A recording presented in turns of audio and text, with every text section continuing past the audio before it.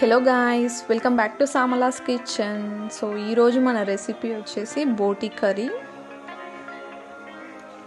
ఈ బోటి curry thick గ్రేవీతో మా స్టైల్లో చాలా టేస్టీగా ఎలా తయారు చేసుకోవాలో ఈ వీడియోలో చూసేద్దాం. అలానే సింపుల్ ప్రాసెస్ కూడా.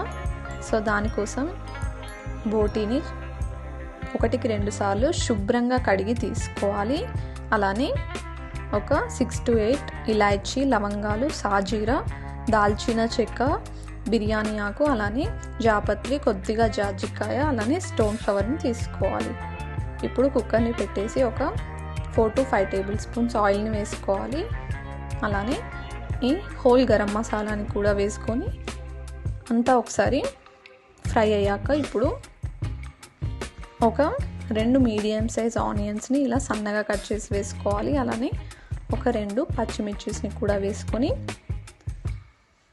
ఒక 1 టీ స్పూన్ సాల్ట్ని వేసుకొని అంతా ఒకసారి మిక్స్ చేసేసి మనకి ఆనియన్స్ కలర్ చేంజ్ అయ్యేంత వరకు ఫ్రై చేసుకోవాలి.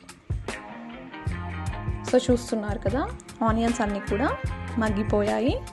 సో ఇప్పుడు ఒక 2 టీ స్పూన్స్ అల్లం వెల్లుల్లి పేస్ట్, అలానే 1 టీ స్పూన్ పసుపు కూడా వేసుకొని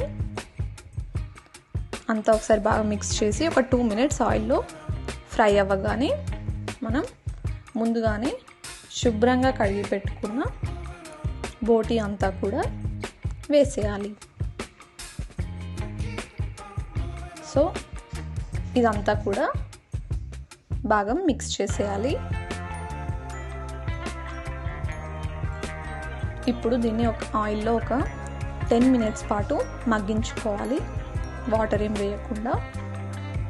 సో ఆఫ్టర్ 10 minutes మనం కారంని వేసుకోవాలి. ఇక్కడ ఒక 2 టీ స్పూన్స్ కారం, అలానే ఒక 1/2 టీ స్పూన్ సాల్ట్ని వేసుకొని ఒక 1 టమాటోని కూడా వేసుకొని అంతా ఒకసారి బాగా మిక్స్ చేసుకోవాలి. టొమాటో కూడా వేయడం వల్ల మంచి టేస్ట్ ఉంటుంది. సో ఇవన్నీ కూడా వేసుకొని ఆయిల్లో ఒక 5 minutes మగ్గించుకున్నాక కొద్దిగా పుదీనాని కూడా వేసుకొని వాటర్ని వేసుకోవాలి. ఒక 1.5 గ్లాస్ వాటర్ పడతాయి. సో ఇలా పీసెస్ తేలుతూ కనిపించాలి. సో వాటర్ని కూడా వేసుకొని మనం ఒక 6 విజిల్స్ వరకు మీడియం ఫ్లేమ్లో రానివ్వాలి. సో ఇక్కడ 1 kg బోటీని ప్రిపేర్ చేస్తున్నాము.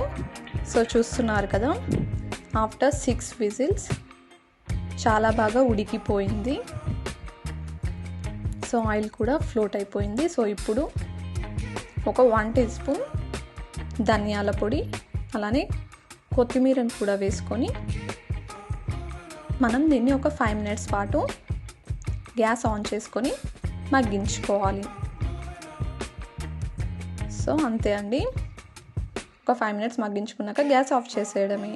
సో తప్పకుండా ట్రై చేసి మీకు ఎలా వచ్చిందో నాకు కామెంట్ సెక్షన్లో తెలియజేయండి. Thank you.